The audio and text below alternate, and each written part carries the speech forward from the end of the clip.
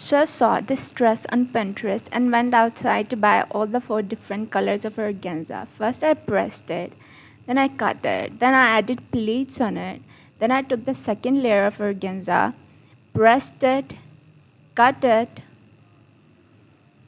burned the edges instead of hemming it, added pleats on it, then I took the third layer of organza, cut it, burned the edges, added pleats on it.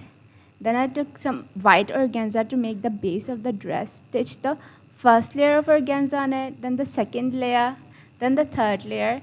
Then I tried it on and it felt way too heavy for me to carry and I didn't want to feel uncomfortable while wearing it. So I cut a half circle skirt, attached all the layers of organza on it, and the next morning I could not wake up from the bed. The problem was not the weight of the dress. The problem was I was sick and the solution was going to the doctor, not cutting out half of the fabric of the dress.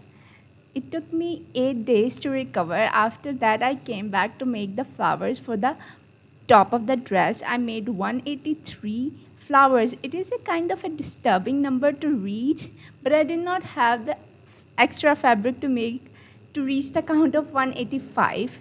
So I just meditated on it. Here I completed the whole dress. Then I started stitching the flowers on the top of the dress. I know that on the main sketch the flowers are only added on the top of the dress, but I love flowers and I had some extra ones, so I stitched them on the bottom of the dress.